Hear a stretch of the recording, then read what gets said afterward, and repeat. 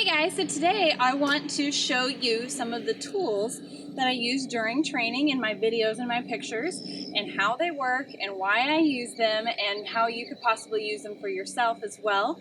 But sometimes when you're watching videos that are done by trainers using positive reinforcement approaches to training, the tools and the things that they use might look funny or just out of the normal, and you might just not even know how or why they're working. And so I want to explain that to you so you get an idea of what you're looking at in my videos and how they're working and why they're working. And I'm also going to show you video examples of how each of the items works with the horse and how I use them personally.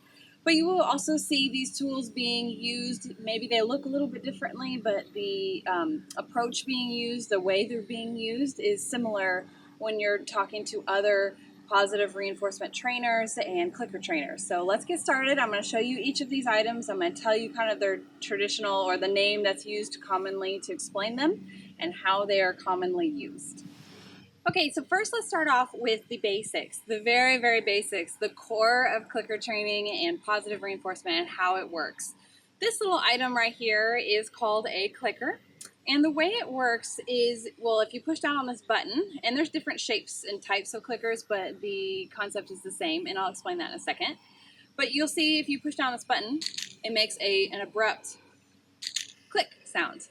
And the purpose behind the clicker is to create a bridge signal. So that's a fancy term for being able to tell the horse exactly the moment that they performed the desired behavior and that food or their primary reinforcer, so food, scratches, rest, etc., is coming to them. So this click means, yes, that was awesome.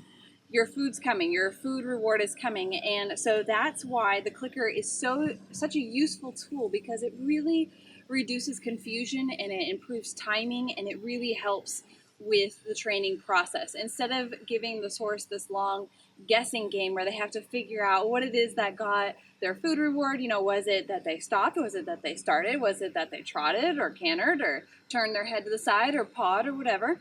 The click allows me to precisely tell the horse the very moment that the right thing was done. It cannot be used on its own. It has to be paired with something that the horse likes. That's what the positive reinforcement is based on, a reward-based system. So you reward the horse for what it is that you wanted.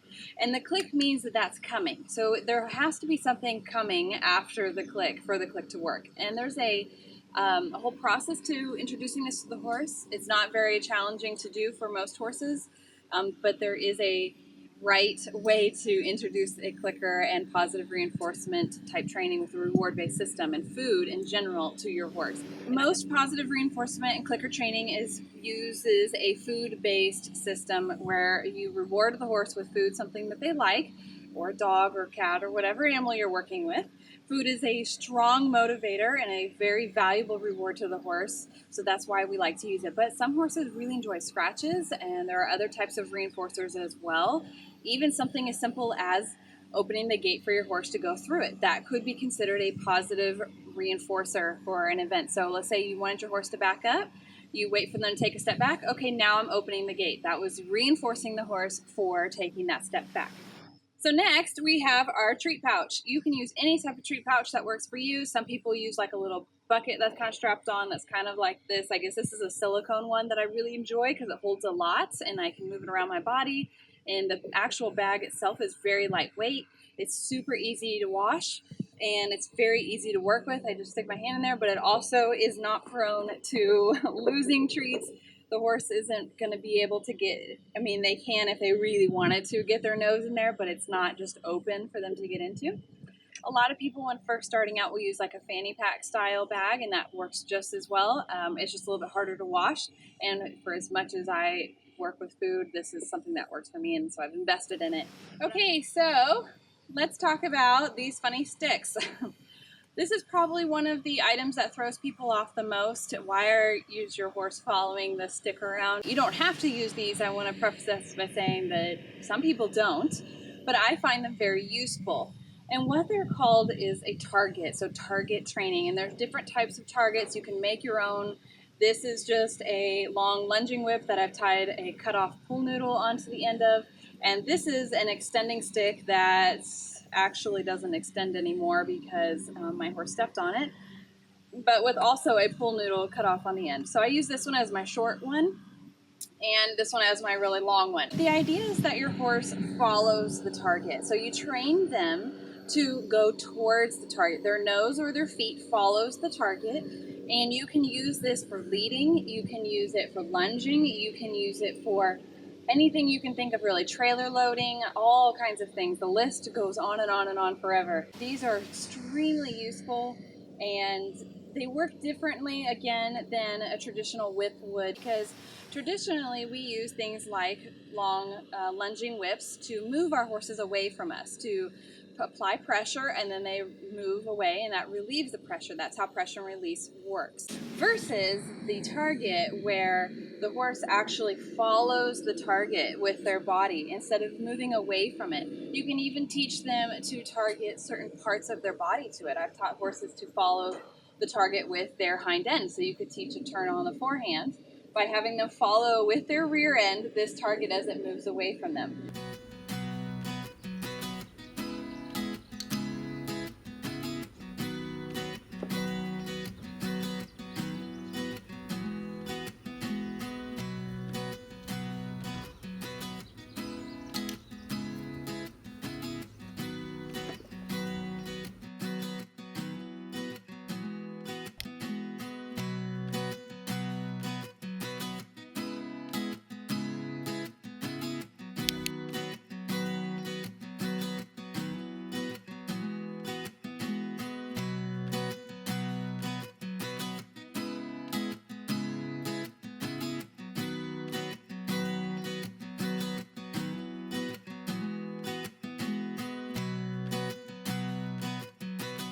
Let's talk about a different type of target. Now, these are the ones that look really funny to me.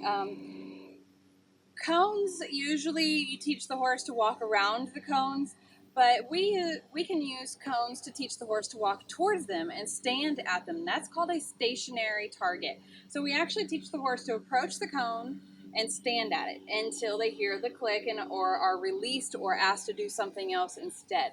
So the process is the same, teaching the horse to go to the target, teaching them to go towards it instead of away from it, just like with the target sticks, but instead with this time stationary target. So they stand there, they stay there until asked to move forward. Now, not everybody uses cones the same way, and there are different types of stationary targets you can use. There's a mat stationary target. We can teach your horse to stand on a mat, so they learn to walk up to the mat, stand with 2 feet on it or 4 feet, however you want to do it, and they stay there until released. It's kind of like ground tying, but without the rope or anything, and you teach it with positive reinforcement.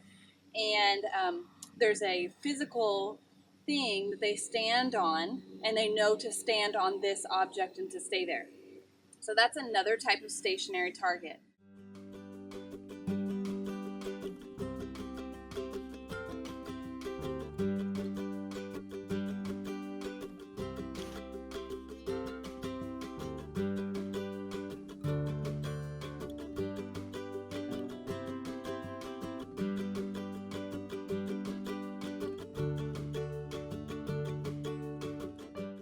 Another one you can use is this one, and this is kind of a unique thing to me, just the way this one's made. I have it so that I can hook it onto fence rails. I can just hang it onto the big post, and so that makes it really easy for me, or I can loop it or tie it onto stall rails, the bars on the stalls. So for this one particularly works for me. You use whatever works for you. You can have something that sticks to the wall, that nails to the wall, whatever it is. But what I do with this, another stationary target, and I teach the horse to go up to it and touch their nose to it and hold their nose there until released. Catch.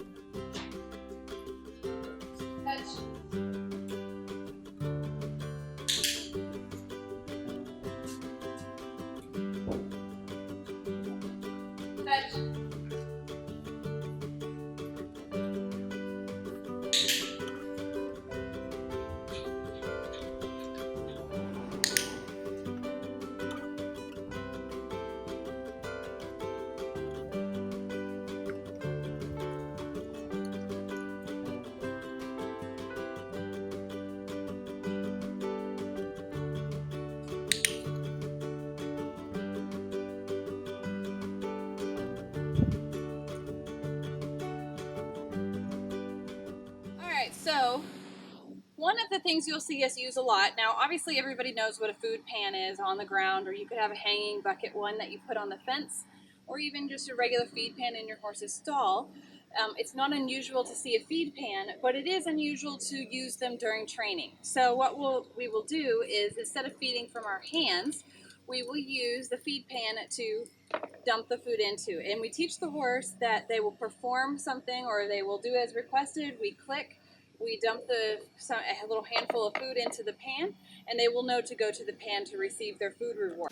And the purpose for this is if you have a horse that's still very mouthy with your hand, or still learning food manners, or how to be around food, or has a lot of food anxiety or stress in relation to people, you might feed from the pan. This is where I always start horses that are just getting used to clicker training, or even ones that I'm retraining that I have some food anxiety showing up, or I'll just mix it in with my regular training. I'll have a pan with me, and you don't always have to have the pan, but for the beginning it really is helpful, and just to kind of have some around, like in your arena or the pen, wherever it is you usually train. And I'll just periodically, we'll do a couple of series of behaviors, and then we'll go to the pan and I'll dump a jackpot into the pan.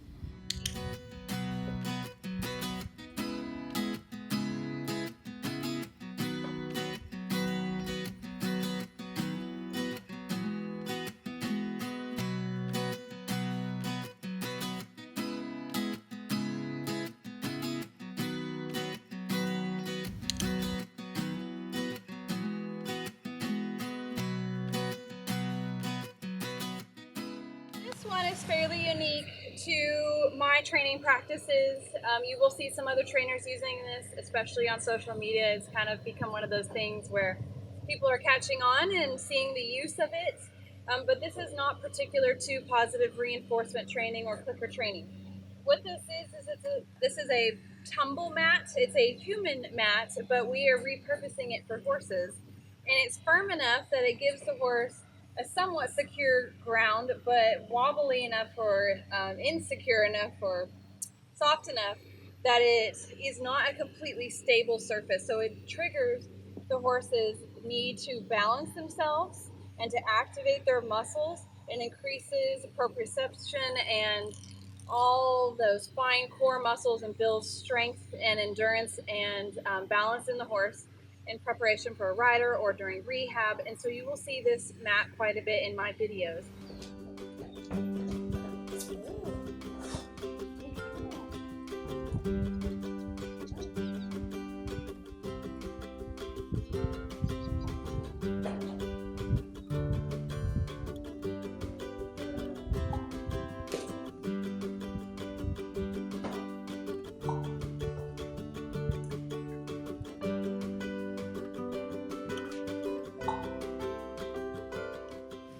Okay, so this one is called a reversed round pen, or a reverse round pen. And the idea of it is that you teach the horse to go around the outside of the pen, and you're on the inside. So it's a completely reversed process from traditional round penning exercises, where you ask the horse to move around on the inside of the round pen away from you. This one, usually you'll use a target or in the beginning, and you might fade out of using that. And eventually you can even take away this upper barrier, just use the ground poles.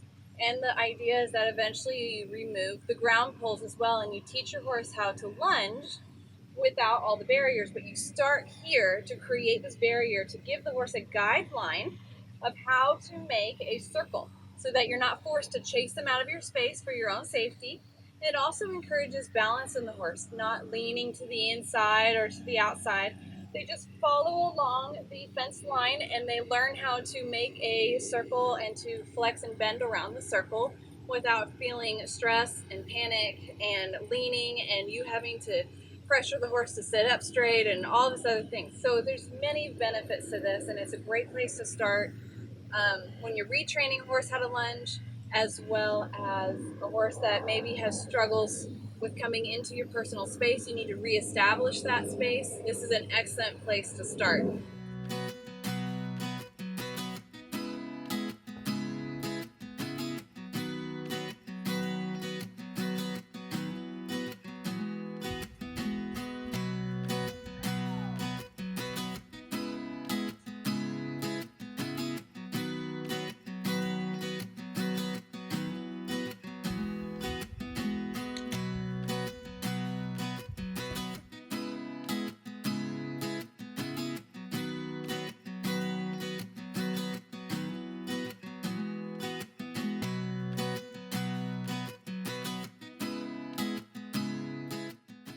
Okay, so last but not least, we've got something called working in protective contact or protected contact. And what that means is placing a barrier between you and your horse to help establish foundational safe behaviors around food. This barrier, this fence, it has nothing to do with my relationship with this horse. It has nothing to do with whether I fear her or not. I do not fear this horse. I just led her to and from this pasture just a moment ago. There's no problems there, but she might need some help learning how to act safely around food. And in that case, we do need to help her out, because if I just took her out of the stall and stuck myself in the pen with her and she had some food anxiety or food aggression or food stress or food anything where the horse is displaying overly excited behaviors around food, if she had any of that, I'd be putting myself at risk, and I'd also be putting her at risk of getting punished by me, which would be not a yes for her. It could even create anxiety around people. It could teach her to fear people, and we don't want that. What we want her to do instead is to learn what behaviors it is that I'm looking for that will earn her the food rewards that she's after, or scratches or whatever else we're using. But primarily the protective contact is useful for a food-based reward system. So what I'm doing here is I am rewarding her for having her head inside the fence, having calm and relaxed behaviors. She's a little bit focused and concentrated right now, and maybe a little bit anxious about the food, but we'll get there. It'll take some time and some practice, and we will establish a new norm for her around food. We don't want there to be anxiety or any frustration for her.